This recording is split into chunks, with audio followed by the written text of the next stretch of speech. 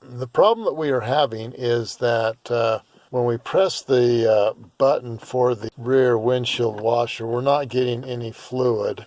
And so we're thinking it's probably the rear windshield washer pump.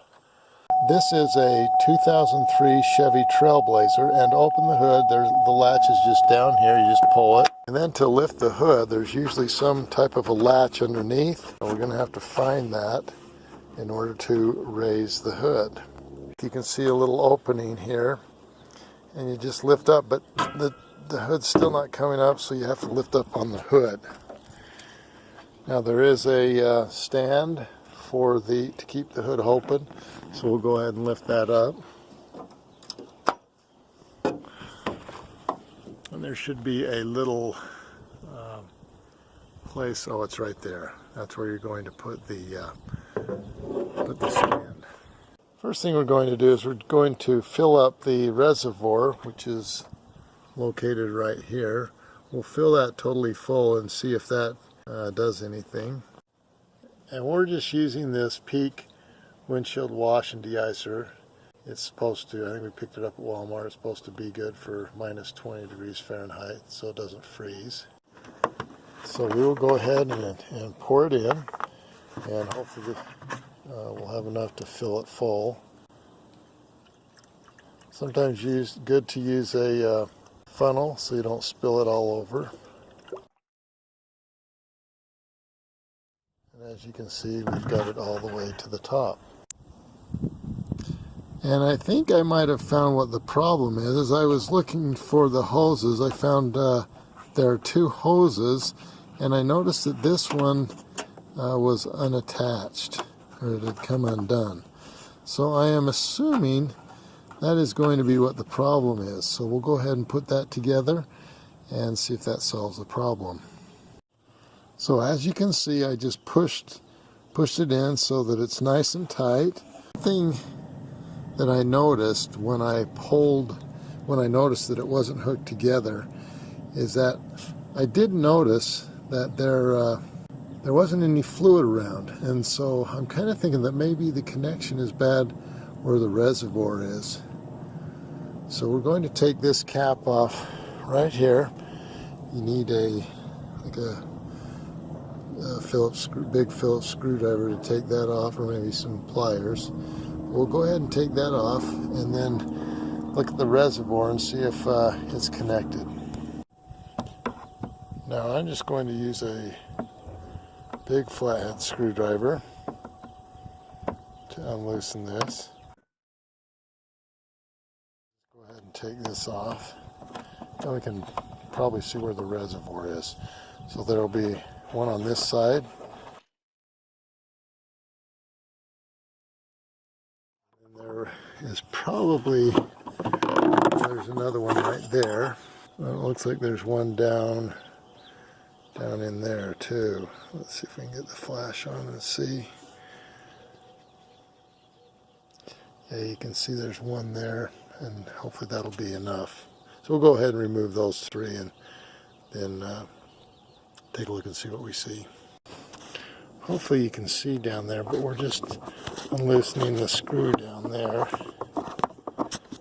There are three of them. We've already loosened the one on this other side. We've already done that, so that's popped off. We just need to get this other one that's down. You can see it right there.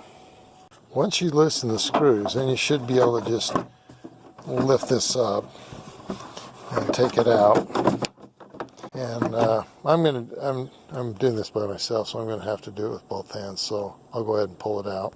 But you can see the washer reservoir. Unfortunately, we're not able to see where these. You can see where they go in, but you're really not able to see where they end up. We're going to take a look at the reservoir.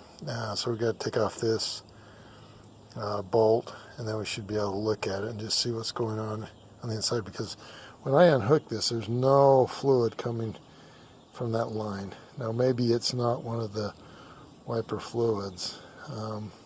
Could be something else, but we'll take a look and see.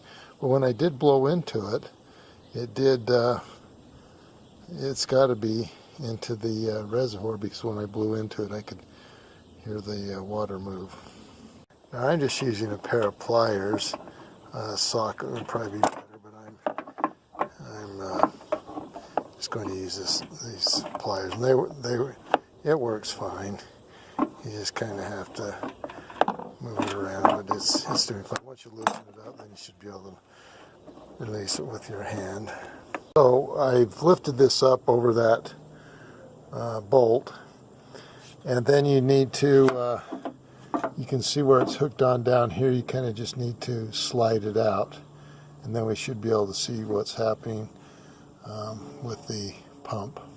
And it looks like there is one other bolt that we need to remove. To get out the other bolt, you'll really need a 1/2-inch socket, and then about a 5-inch extension, and then that way you should be able to get that other bolt out, and then we can take a look at the pumps. So I've got the extension on.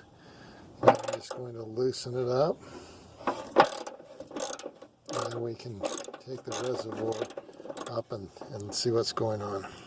There are two pumps. There's one here, and then there's one over here. So maybe one of the pumps is not working. So I determined which pump was bad because I've just followed that line that wasn't getting any fluid, and I followed it to this pump right here. The thing is when you pull it out, the fluid's going to go everywhere. So you want to make sure you have your new pump ready to go. So when you pull it out, you can hurry and plug that back in so you don't lose all of your fluid. I'm just holding it with my thumb right now, and then I'll throw it back in and run and grab me a pump. Pretty sure that's what the problem is. We'll give that a shot and see what happens. To remove the clip, all you do is you just lift up on this and it will pull right out.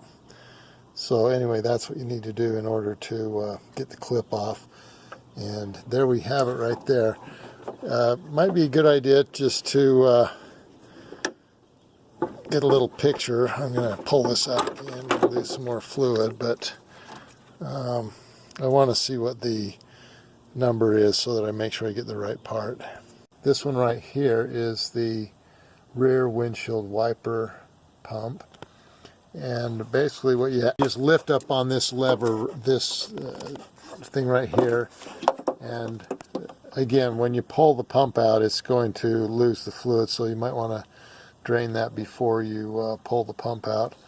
Once you get the new pump in, which we've already got, you just basically push that clip out, and then it should pop right off.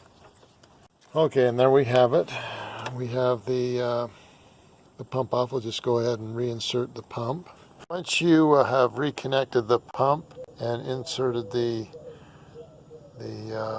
pipe onto the pump, you're then going to hook the reservoir back up, just the opposite of what we did. You'll put those bolts on, put the air filter back in place, and then you'll be good to go. And as you can see, now it's working. Yay! Please subscribe to Big Al Repairs for your do-it-yourself projects.